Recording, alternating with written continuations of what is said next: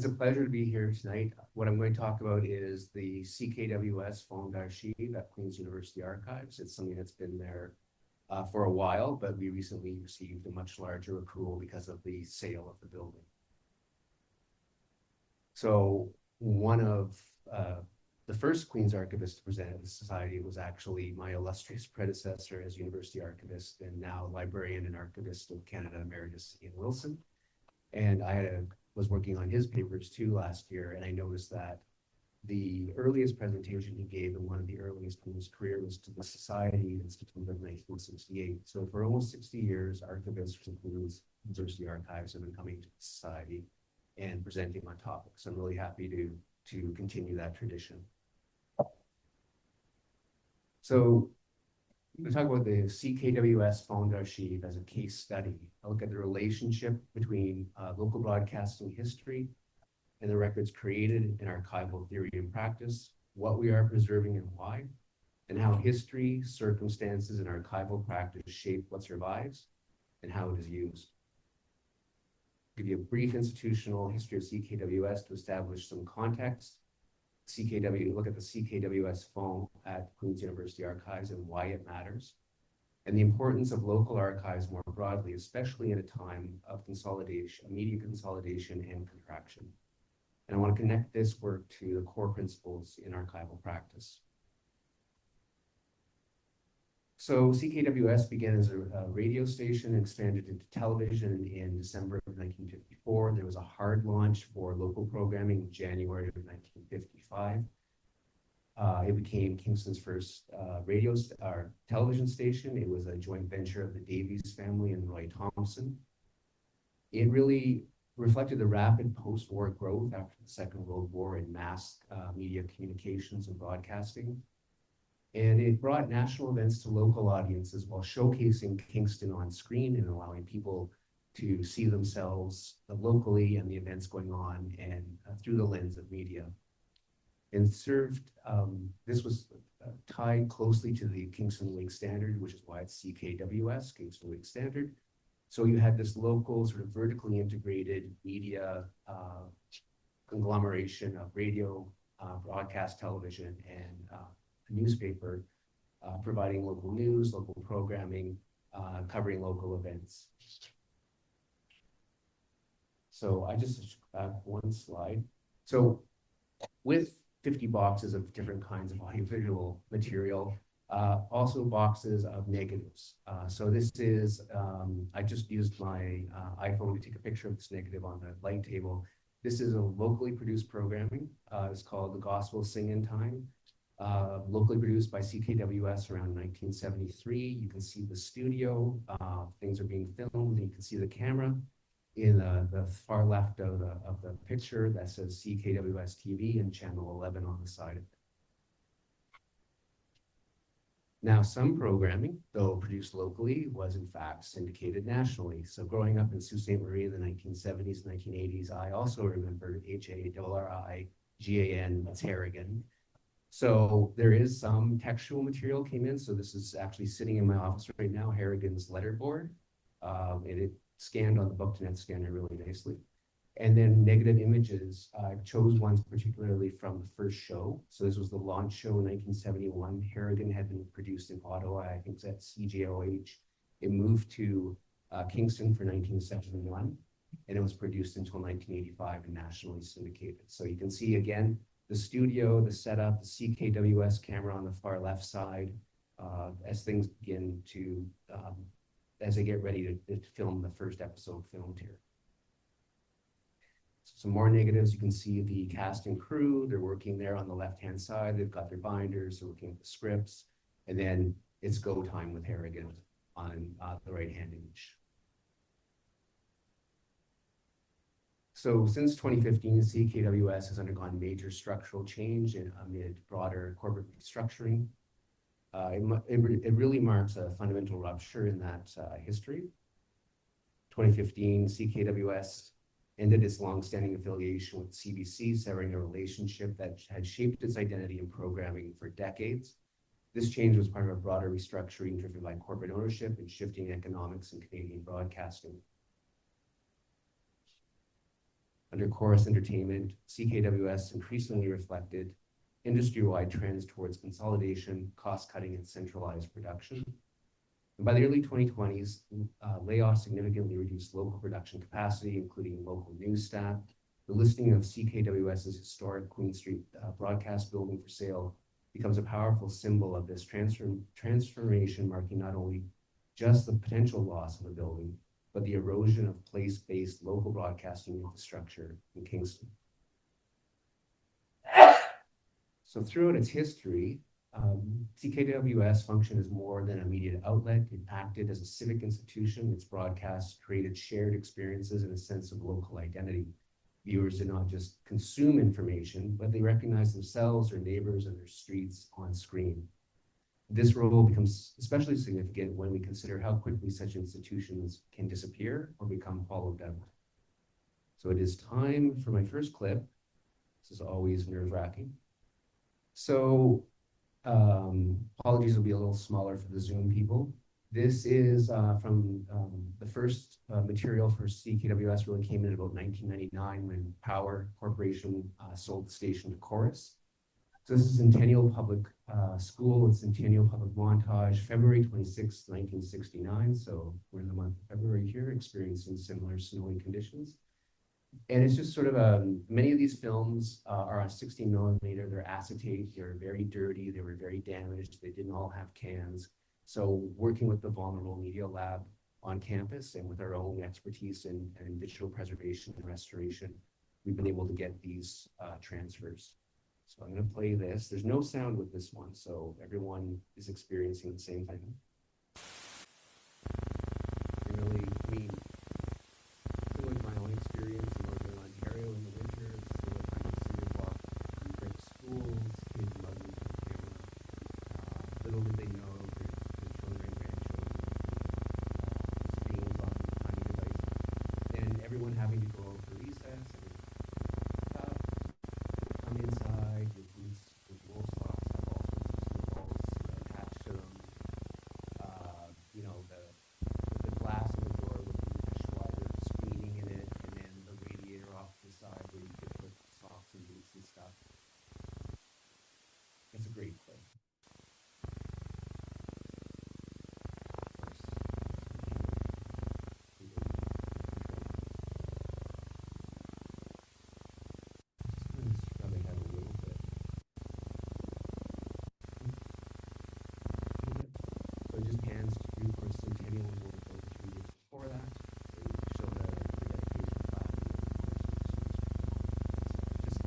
Like the good old days. So, you know, as we suffer the loss of these institutions, this is where the archives become critical. Queen's University Archives operates under a mandate that includes preserving institutional memory, but also regional history and broader cultural documentation. Its holdings comprise over 3,000 unique collections. Some of them are just one item, other things are meters upon meters in size. It's 10 to 11 kilometers of record. It's 2 million photographs. It's tens of thousands of architectural drawings and plans, thousands of sound recordings and moving images, and now more, with most recent CKWS material. And we're likely now managing about 200 terabytes of digitized or born digital record, and that presents all of its own challenges. So holdings extend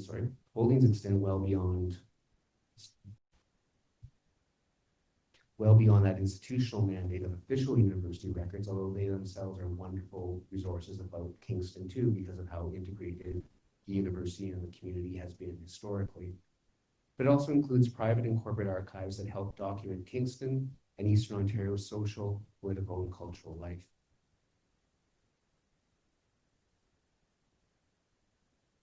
So the first accrual, as I mentioned, came in around 1999.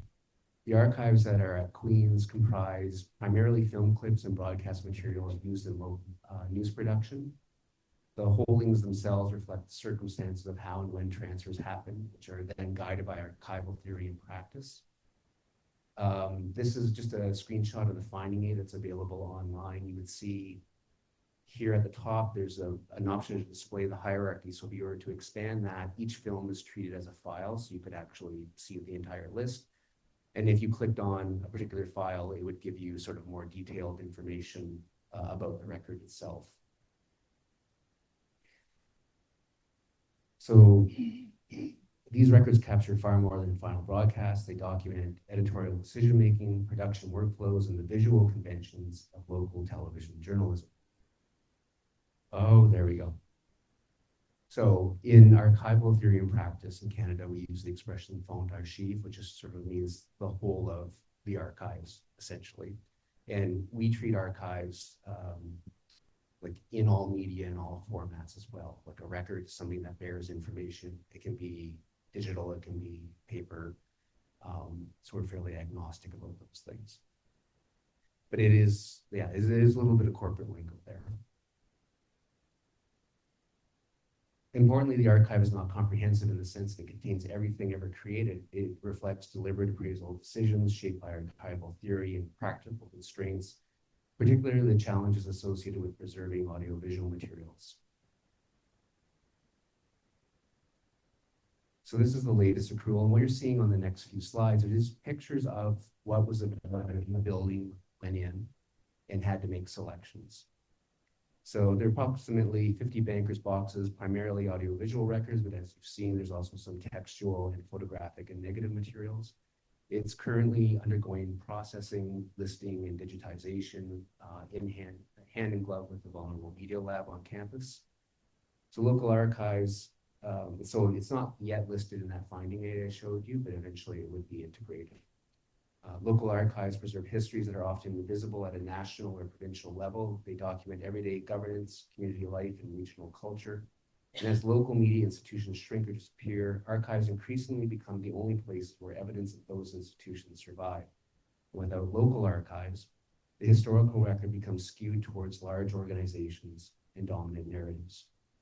So I want to take a moment here to publicly thank past, current staff, Mike Postovit, Jeff Johnston, Jay Westman, among many others, present and past, who not only notified us about the opportunity to acquire these records, but really frankly fought and helped smooth the way with Chorus Entertainment and Global. Our staff also met with Global Television Toronto to talk about the importance of retaining these records here due to their regional and local importance. And there's always the risk that, you know, at best, Chorus's sort of corporate archive is held at the Media Center at University of Toronto, so they could go there, or they could just be tossed out. So this really illustrates the importance of community and why human connections are really key. Archives are not just about records. The archives are evidence of what people do. So archives with a capital A, Queen's University Archives, or lowercase a, really depend on people and connections to do their work. Another shot of many different media formats. As some of you will know, archivists and archives, provenance and original order are equally important. They comprise a principle called respect fond. We preserve records in relation to their remaining linked to their creator, while the original order preserves how records were organized and used. And together, these principles protect contextual meaning between the records.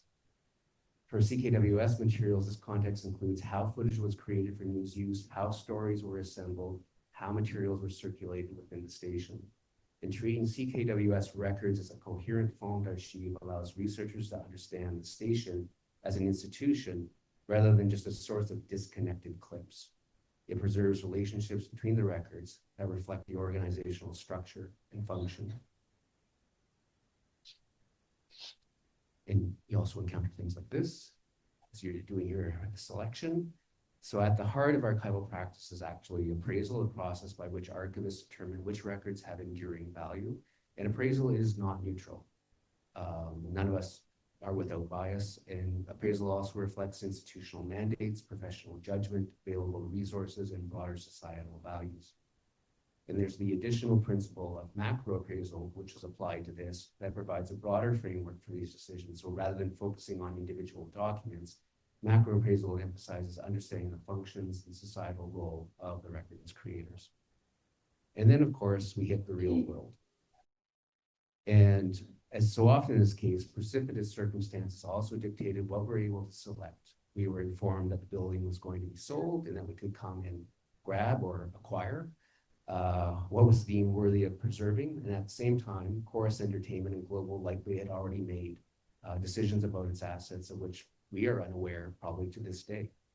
And again, the building was being sold. We were called, we went in. Would we have been called without strong community ties between the university archives and the community? I don't think so. I think that the community ties are what saves us. And of course, Chorus was under no particular obligation to, really give us anything as a corporate. So in the CKWS case, that's meant prioritizing local news production as a key societal function worthy of preservation, rather than focusing on individual items in isolation. And we focused on identifying records that best documented the station's role as a local broadcaster, rather than attempting to preserve everything it ever produced. So you can see that's where the negatives came in, that little drawer in the picture. And this is sort of an example of our communication with to the people at the station, and looking at what was on offer. And so in the first four, news holds, sports holds, year-enders, and community journal, we had to be selective, right? We wanted to balance comprehensiveness versus what we actually are able to manage and eventually digitize and provide access to. So we made representative selections across those four, and then we said we definitely want to see things like bestsellers, Jermont's Studio, potential for others, like particular series produced locally that you wouldn't see anywhere else, and Hernden.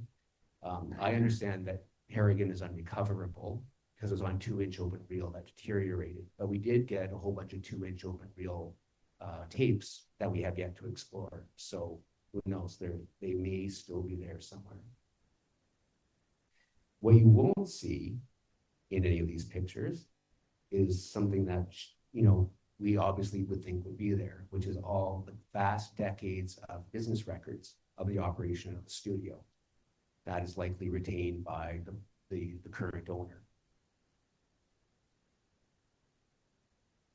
So the new accrual, despite our selectiveness, still takes up to 50 bankers' boxes of materials, including at least 5 different audiovisual formats. So at the end of the day, archives can't be exhaustive, but we select records that exemplify broader patterns or functions. The CKWS Fonds represents how local television news operated in Kingston, even though it does not preserve every broadcast or raw recording. This is a strategic and theoretically grounded choice. In addition, we keep in mind how much an archive interrelates with other archives. For example, we have the Kingston Wake Standard archives and its photo mark, which unfortunately only begins in 1966. The rest before that had been lost. We have the Davies Family Fond, which includes a series of Michael Davies material on the screen right now in the image, with files about CKWS TV from the 1960s. We have the archives of individuals like George E.O. Lilly, who had been a photographer for many of the KWS-related organizations. And it goes on. There are others, and I think in terms of even your own fond for the Kingston Historical Society, you have people like Margaret Angus and all sorts of other people who have been members who have their own archives that are also at Queen's University Archives. And that interrelatedness really creates a really strong foundation for doing this comprehensive research, because no one keeps everything and no organization really keeps everything about itself. So people on Zoom may be able to hear this. This is my second clip. It is actually of James Edmonds, who was attempting to swim across Lake Ontario in 1955, the year after Marilyn Bell did it. It was a failed crossing from Youngstown, New York to Toronto, about 7 kilometers from the CNE. A hurricane-force storm brewed up. They had to haul him out of the water. It was very disappointing. This recording, I think, came to us actually from the Kingston and District Sports Hall of Fame, and it came in a can that said CKWS, but is likely CKLC. But it is like a recording of the raw broadcast of him being pulled out of the water. And I'll play it for the Zoom folks. I don't know that we'll hear it here. Right. This is my bonus report on the Jim Edmonds swim. For friends in Kingston and Eastern Ontario, everything boat close to 12:30 now and a storm hit us. On that tan lake with a glassy top that suddenly hit us with hurricane force. Jim Edmonds, we had to take him from the water in the interest of safety.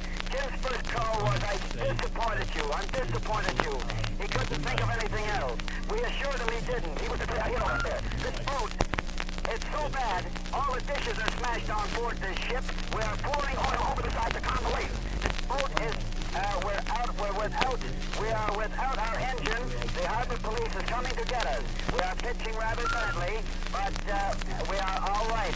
Everybody is all right. We had a terrific tussle in that weather to get Big Jim Edmonds, who was a big man, 225 pounds, and loaded with grease. Don't forget that grease on him. We had an awful time to get him up the ladder, around the prow of a small boat, and up the ladder, and aboard the MD. Now, that's the end of the Jim Edmonds' terrific effort to swim Lake Ontario. It was a wonderful effort. He came within an ace of doing it. So in CKWS archives fit within the Canadian tradition of total archives, which seeks to document society through both public and private records. And although CKWS was a privately owned broadcaster, its records document public life, civic identity, and collective experience. And without such collections, major aspects of sort of local social history simply disappear. CKWS also raises questions around custodial and post-custodial approaches. Traditional archival models insist on ownership of everything, but with the audiovisual and digital records, increasingly we require approaches focused on intellectual control, access, and shared stewardship.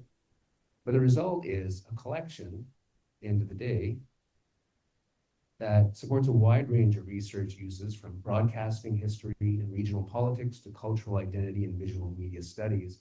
It also supports teaching, public history, and community engagement, allowing people to reconnect with their own history. So my staff are well aware of my love of all things Tolkien and Lord of the Rings.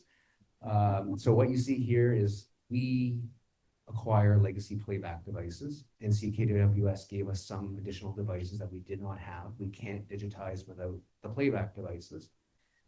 And they gave us one of these racks, and we had another one. So there are the two towers. One is Orthanc, one is Baradur. The staff actually labeled them at the top and brought me in to show me. They're very sweet. So anyways. But, this is always in use. Our media archives are constantly, recordings appear in all sorts of different archival collections, and it's amazing how many researchers we have come in and will sit for days playing back things, getting clips to take away to continue the research. On a practical level, and this is just some more of the equipment from the towers, and then we bought a Ballfinger reel-to-reel player new. There's only one. Ballfinger is the only company in the world that makes these new anymore. They're in Germany. I had to deal with a very German man during COVID to get this thing shipped overseas. It was quite an experience. So we have to think about resourcing critical issues such as physical and digital preservation, creating access to holdings along with accurate and useful metadata. Think of CKWS on the can, but it's actually CKLC. You have to spend some time with this material. And issues such as rights management and intellectual property. And most of what was on offer is audiovisual records. They pose serious challenges. We have format obsolescence, storage costs, rights restrictions. These all complicate our work. And as mentioned, the records we took in to comprise at least 5 different media types, including the 2-inch open reel, for which we do not have a player. And we are constantly on the hunt for legacy playback devices, whether it's on eBay or someone comes in with something. So CKWS is great for a number of things we didn't have. The psychology department recently gave us, is anyone in this room or online remember video disc players? There's that sweet spot in the end of the 70s, early 80s was going to be the future, and then it wasn't. Sort of the DVD, but large. They had done a research project back in the day that did x-rays of the side of the larynx moving and had put it on video discs. So they had a video disc player and these video discs with this research. So we wanted that research, and we said, can we have your gently used video disc player as well? And it's now part of the tower's power. So these formats have to be played back in real time and checked for quality control all through the digitization process, which is incredibly time consuming. Old films are often in poor condition, raising conservation challenges. And digital preservation is not simply making a digital recording. It means committing to a process and set of protocols that ensure the digital copy remains an authentic copy, or sometimes even the new master copy for recordings saved from formats that have essentially disintegrated, like the U-matic tape format. This is a rigorous technical process that translates into absolutely massive files. The creation of new digital masters for the Queens had Queens TV back in the day. They were all recorded on pneumatic tapes. We had to create new digital masters with full digital preservation on them. There's 60 terabytes of recordings just for the preservation copies. So you can imagine year over year, that's 60 terabytes you have to pay for storage, for ensuring that the records remain authentic, it's sustainable. Whereas if I put something on the shelf right now, it doesn't really cost me anything. So at best, digital is convenient. It is not free and it is not easy. So even describing or cataloging the items is time consuming, and technically by the book should mean we sort of watch each film through to provide accurate metadata like the title, scope and content, dates of creation, and other information. And we often have students assigned to help us with this work, like our annual cohort of History 501 and 502 undergraduates. These are all people born after the year 2000. They're not all necessarily from Kingston. So we often have to go with on the film can or the video case. And even if they do watch a film that has no sound and doesn't have a case, or even if they had the case, would they have the historical knowledge or the technical expertise to do the job? So this next clip is housing new and old. There's no sound with this one, but like if you watch this and you know what you're looking for, you could, and I think many of you in the room could, as the car goes along, you could provide a really comprehensive description of what's going on here and where they are. So this would be looking at neighborhoods that were established in 1971 and what would have been new builds at the time. And occasionally you get street corners so you can see street signs. And what would have been new builds then and now are 55-year-old buildings.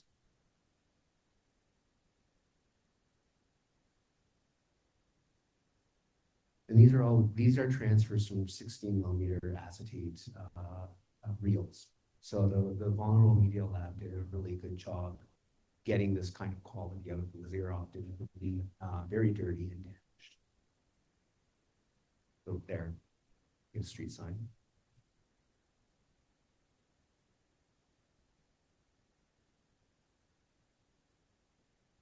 But this is just kind of that, I mean, it probably was used in some kind of broadcast as that sort of B-roll background film talking about the expansion of housing in Kingston. We'd have to go back and look at other records to kind of contextualize this a bit more. Some of this is very recognizable. What's that? In the second clip, I think you'll like this one. This one is Traffic Circle, July 26, 1967, shot by Don, if Don was. And it shows the old traffic circle, and it also shows the Confederation Monument with the centennial style maple leaf. And I know that one well because the Sault Ste. Marie Public Library, when I was a student, every year I had to clean the one on front of the library off and repaint it. So this one's great. And I think, you know, me watching this, I can see the style of the cars, the haircuts, the glasses. Even if you didn't have a date on the can, you could kind of approximate, and you know approximately when the traffic circle was no longer there.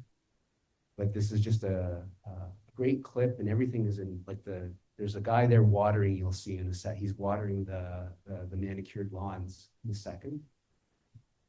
It's Canadian Tire.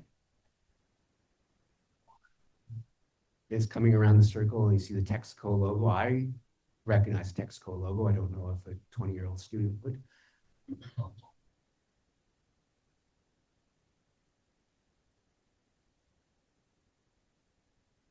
Yeah, Kingston.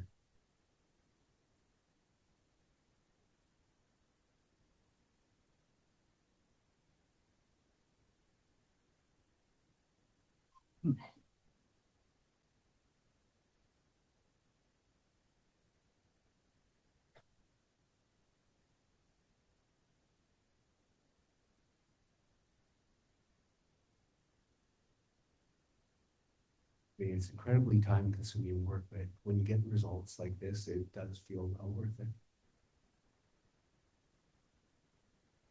I mean, it's easy to go on the internet and find clips of Winston Churchill speaking because he's got worldwide coverage. But when you think of coverage of local events or local people, you've got only a couple shots at preserving stuff like this. Yeah, and it's there on the monument. So these are the records, just talking about practicalities, 16 millimeter acetate, one I think has a can, one doesn't, very dirty, no leader, poor condition. So that's what we have to work with, right? In order to then work backwards basically and try to get a good transfer. So we actually don't really have a budget for this in many ways. We do a lot of stuff. We had to fit this work in with managing new and existing collections. We staff the reading room for 40 hours a week, teach an increasing number of classes, increasing levels of in-person and virtual reference on a staff, not including me, and I'm not even solely the university archivist. I'm divided up of 4.5 archivists, 2 technicians, and half a conservator in a building that's 5 stories tall, full of stuff. So we're supported in this work through donations to our Archives Digitization Fund and the Friends of the Archives Fund. We have an endowed McWaters McDermott student internship, which was endowed through the generosity of 2 Queen's graduates, Dr. Cheryl McWaters and John McDermott. And it gives us a regular, dependable student each year at a student who's a high academic performer to come in and work with us. We use things like our Chancellor Richardson Memorial Fund to, during COVID, some of you will have been in our reading room and use the Book2Net scanner that's at the front. We purchased that during COVID off an endowed fund, and the Ballfinger reel-to-reel player new. And those 2 units together cost in the high 5 figures altogether, just for those 2 things. And of course, they do break. And we also partner with grant-funded projects like the Vulnerable Media Lab in the Department of Film and Media Studies at Queen's, which has equipment we don't have. And they also have supplemental experience dealing with Vulnerable Media Lab that sort of meshes really well with us. And the thing with that is grant funded means that if film and media studies begins to get new faculty in and they want to take research in different directions, it might not always exist. So we're always keeping an eye on that. And our current McWaters McDermott student intern is actually working very closely right now with the Vulnerable Media Lab. They're practically embedded there doing the most recent accrual of material. And of course, we continue to build and diversify our holdings with archival collections giving us gifts or gifts in kind. There has been no market, no budget since the 1970s to purchase collections of archives in Canada. It's just sort of not a thing. So long story short, it's the community support that really makes an enormous difference to what we do and how much more we can actually punch above our weight.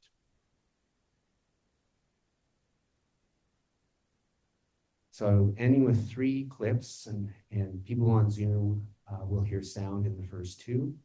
So the first one is dial M for Mayor on Justice, April 19th, 1969. This is Mayor Swain. He's actually talking at CKWS in the studio. Picked it for a couple of reasons. It's one of the rare clips of a mayor talking that we have currently digitized. It has sound, which unfortunately you can't hear in the room. Is actually difficult to hear even online. And thirdly, because I thought his jacket was amazing. I like to imagine that it has some kind of really bright blue stripes or some other kind of fabulous color. And the collar is good. But he's talking about some legislation how he felt about how it would objection to it. But the major intent of the CKWS logo there on the bottom. Justice will be done, and it will be seen to be done, and therefore it will be done in open court and in the public, so that there can't be any. Next one I picked because it's Murney Tower. They're refurbishing it in January 1973. Refurbishing Murney Tower probably feels like somewhat of a perpetual activity, and probably always will be. This one also has sound. It seems to have a doubling, like there's another sound track playing underneath the main one. So it's a little unclear, but advance it a little bit further so they pull back. You can kind of see, if you know, is that the tower. The tower you're working on now? And the recorder is there with a CKWS brand microphone. And it's interesting that one person is polishing the bench while the other person keeps standing on it. But yeah, there is when you're able to hear the sound, it is Wording off the bricks, the names of the tower in the last probably 30 years. If we could find some names that were dated back to about 1850, we would come on and frame them. I think it ends. Then upstairs we Good have shot at it. short-range artillery, and it shoots off the same size shells as the cannon upstairs. It's an interesting thing that we listed it, or labeled it as a Charon, and misspelled it. And a few days afterwards, we had a gentleman in from Scotland, Charon, Scotland, where they're made. I think he was. Yeah. Yeah. I think if we were to dig into the interrelated archives, we could probably figure it out, although I'm sure there may be people, past employees in town that we could talk to as well. Oops. So the last one I picked, this is, I think, the Society visiting Sir John A.'s grave on June 6, 1968. It's titled Nickel Trumper Sir John A. Grave, June 6th. I think it's William McAdam Nickel, who would have passed away in December 1968, and Bogart Trumper, two passed away in 2006. And I'll just let this play and give you my concluding remarks. Again, I put a little thing at the bottom to show, like, it was not in great condition, but this was a good one because the transfer is actually so clean. I wish we had the sound on it. So essentially providing access to these records allows communities to reconnect with their own history while supporting accountability, reinterpretation, and public engagement. And the station's trajectory mirrors the broader decline of locally rooted broadcasting in Canada, and its preservation at Queen's illustrates how archival theory also helps to shape the historical record. But ultimately, the CKWS case underscores the vital role of local archives working as part of their communities in safeguarding regional voices, institutions, and experiences for future generations. And after I put that clip at the end, that it ended with people clapping. That is not an intentional spur to clapping. But thank you so much for your time and your forbearance. And if there are questions and it's allowed, I'm more than happy to answer anything that I can. So thank you very much. So the question was the Vulnerable Media Lab at Queen's, where is that located? That is in the Film and Media Studies within that department. And faculty like Susan Lord have long sort of got the grant funding for those and continue to, and we continue actually to write letters of support or provide in-kind estimations of giving our archivists time to continued tri-council funding for the project. Michael Bohr, History RMC. In creating an archive, I have a vision of a truck backing up, boxes coming out. What is as an archivist, what is your biggest headache in establishing an archive from a load? So the question was, what is my biggest headache as an archivist establishing an archive from a load of material?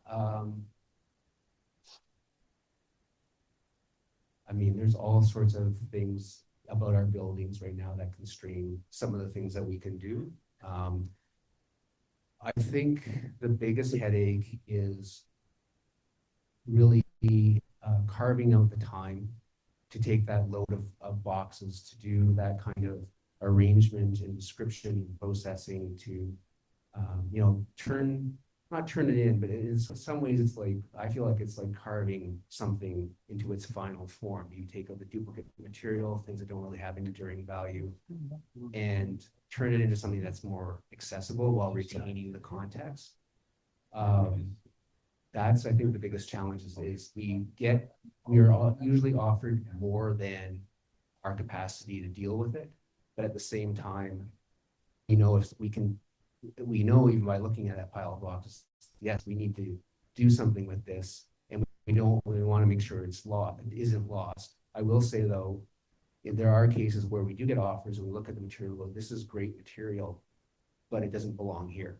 And then we will proactively work with other archives to see if we can get things into proper. But I would say that in dealing with archives, it's often the case of 2 steps backwards to go 1 step forward, because it's sort of an iterative process. Thank you very much.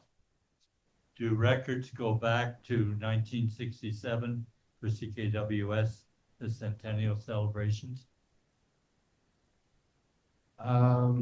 Looking at what's already processed, I wouldn't say there's any particular focus on that.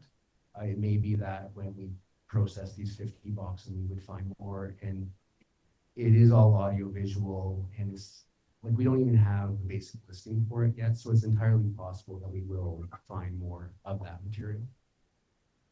No questions, but I really enjoyed it. I mean, I feel like we are, because there is a lot of email and it's so easy, and often people use it like it's texting. So a lot of it may not have a great deal of value. I guess somewhat reassured that even what we do have when everything was written on paper is only a partial survival. We don't have absolutely every letter that was ever sent by someone, even when we do have comprehensive collections of letters for particular donors. We often don't have the other half of the conversation, for example, unless someone did a carbon of what they were sending out. So I do think, though, the problem is proliferated. Like, it is so easy to create a digital record or send an email. And I'm nervous because I see Carolyn Heald behind you. Yeah, I would just say that I think managing the digital in many ways replicates some of the same problems as preserving the physical. Everything's about storage, everything's about capacity. I think the digital is just much more complicated because it's so much, it's very pervasive. The platforms keep changing, protocols on the internet change all the time. And it's really hard to pin it down. I think we do have ways of intentionally preserving email, and I know within the archives for certain members of staff who've retired, we've done that because there's a lot of actual business information that's captured in emails. But in most institutions and organizations, it is not uncommon practice when someone leaves the organization for like permanently, like they move on to a new job, whatever, that is lost. It's I would say in some ways too, because I can put things on a shelf and it doesn't cost me any extra money to do that. But everything that's digital has to live somewhere. There's always an annual expense over it. So it's actually in some ways much harder and much more expensive. Thank you so much for that. And thank you for ending with us, with your name, grave, and I'll dig out who those people were. When I'll look at it on YouTube and help you on that one. That was just a wonderful clip. The problem now is that Duncan McDowell organizes these, and you know Duncan. Yeah. And you know that Duncan has headed off to Bermuda, probably with our funds, and certainly with whatever he was going to give you in thanks. No, I could go and get it tomorrow or send you, but we'll be in touch. I hate it to talk like this, but thank you so much. It was just wonderful. And just briefly at the end, we have 2 meetings coming up. Firstly, next Wednesday here, a joint meeting with Frontenac Heritage Foundation. Shirley, what do you know? You're just a board member now, aren't you? You're retired from everything else, just a board member. In your spare time, that's right. The talk is called Kingston Heritage Now. And what it will be is one of the members of the city's heritage department, Joel Conrad, I think is going to be talking about the city's plans, the city's ideas, the city's defending the heritage that we've got here. I wouldn't want to guess how widely he'll go or what he'll say, but it should be an interesting evening. And then for us, in a month's time, we're trying to introduce younger people, and so next month, on the 18th, we have a doctoral candidate, Jake Bredman, who has worked at Bellevue House, and it's got a talk entitled "The Many Residents of Bellevue House: A Microcosmic History of Kingston." So he's looking through all who have lived there over the years. It wasn't just Sir John A. that lived there, but he lived there for a very short while. So this will look at how Bellevue House has been, who has lived there over the years. Have I forgotten anything? No? Going once, going twice. Thank you all so much. Thank you, especially Ken, for all of that. And boy, you're going to come back next year with all the new things you found, I think, aren't you? It's going to be an ongoing, yeah, as you go through those videos and sounds and everything. Thank you indeed. Thank you all. Those of you who are traveling, a safe trip home. Those of you who are not traveling, don't trip up the stairs or get stuck in the elevator or anything. See you next time. Bye-bye.